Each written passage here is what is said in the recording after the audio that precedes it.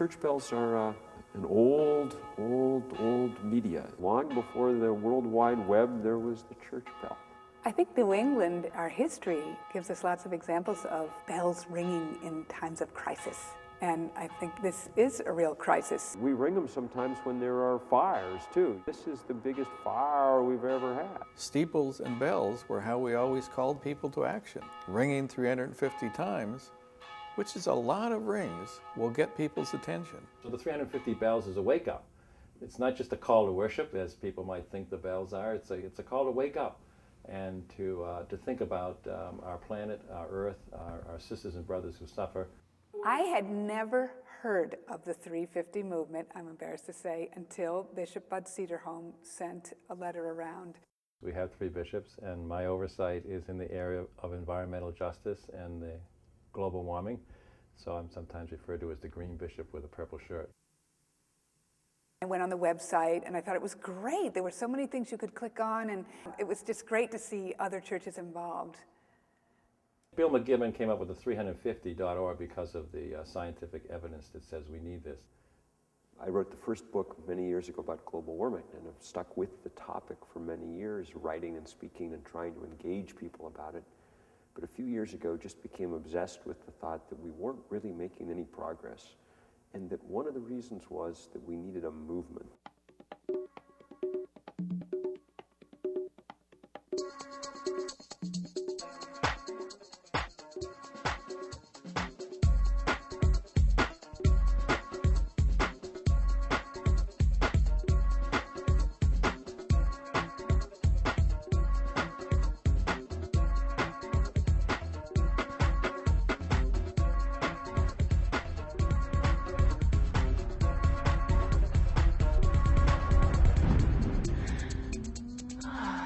Even a year ago, we didn't know this most important piece of data about the planet. Didn't know that, as Jim Hansen from NASA, our greatest climatologist, put it, any amount of carbon in the atmosphere above 350 parts per million is not compatible with the planet on which civilization developed or to which life on Earth is adapted. Everybody knew we had to reduce the carbon output, but nobody was really saying what the goal is. So now we have a sense of measuring this. And from 387 parts per million that we have now down to 350 is a tremendous challenge, but we have a goal. It's like going to the doctor and the doctor says, look, your blood sugar is too high. You get this under control, or you're going to go blind, or we're going to be cutting off your foot or something. We need to be at or below 350 parts per million. And we can ring that news out. 1, 2, 3.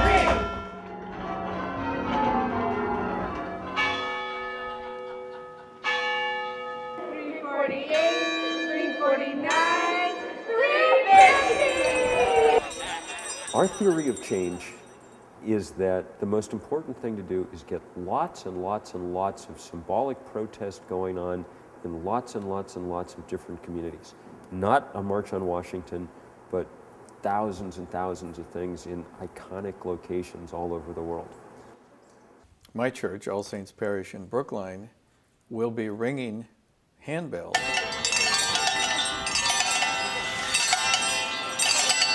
because we're in a very visible location on Beacon Street in Brookline, right on the Green Line here.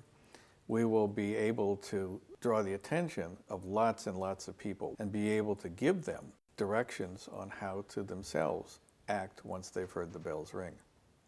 I've signed up 35 people to ring 10 times. It's so important to be doing things hands-on with people of all ages in the parish, and we feel that faith has to be relevant, it has to be active.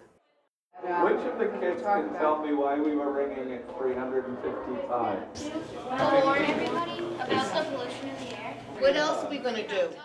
Keep the heat down. It was an opportunity to teach our children about the earth and about the harm that's coming through global warming as we prepare a next generation to carry on. And that's the generation that's going to really be affected by global warming the most. Our planet is suffering, and this is a terrifying legacy that we're leaving to children.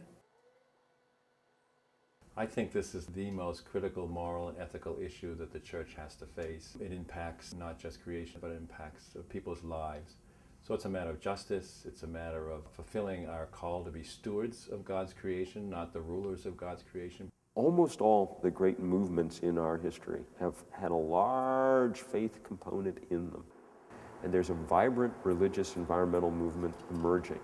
Right from the book of Genesis through the Hebrew scriptures and teachings of Jesus and the letters to the early churches, we are definitely called to be stewards and caretakers of all that God has blessed us and given to us. We need to understand that the world is one, that we are globally linked to all other persons, and care for other persons, whether they're our literal next door neighbor, or they're our neighbor across the continent, or they're a neighbor across the ocean. I know what we're doing now has nothing to do with loving our neighbors. We've been all about loving ourselves and consuming in such ways that we've upset the balance of this incredibly beautiful creation that we've been given.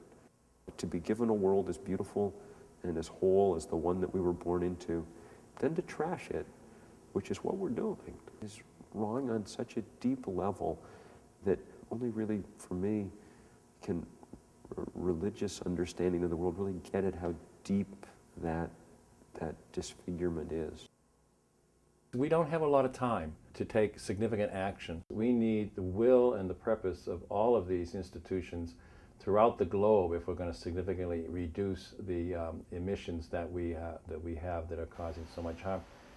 We need to get the price of fossil fuel to reflect the damage that it's doing to the environment. So even if we don't know anything about global warming, we know that when we get up in the morning, we're going to take the bus today, not drive. We're going to buy the house that's near the city, not far from the city. We're going to eat the local food, not the 5,000-mile tomato. You know, all those things become obvious once we get past the world of super cheap fossil fuel. We can't do it alone by simply changing our lifestyle or changing light bulbs in our homes, and that's important. We should do that. It's all part of it. But we really need to be political advocates for change as well. We need to put pressure on governments, and the United States needs to become part of the Kyoto Treaty. On October 24th next year, when we have this great global day of action, we want thousands of churches ringing their bells 350 times. This will be a global effort, and we hope that these 350 bells will be rung not only from church steeples, but from synagogues and mosques throughout the world. I'd be lying if I said that there's any guarantee that this strategy will work. You know? There are enormous vested interests on the other side, an enormous inertia preventing action, and there are scientists who say we've waited too long to start. The best science indicates that we still have a small window open, okay? Not very large and closing fast, but that we still have time just to transform the world so that we don't render it unfit for man nor beast. When the rest of human history, if there is a rest of human history, looks back on our time on the planet, it's that sharp spike in the temperature that they'll see as the most important thing that happened. And the question they'll ask about those of us who are alive at this point is if we chose to be a blessing or a curse in this process, if we recognized those first flames of that fire and tried to put them out, or if we sat idly by while they blazed up. And that's the question for our time. That's why we do what we do at 350.org.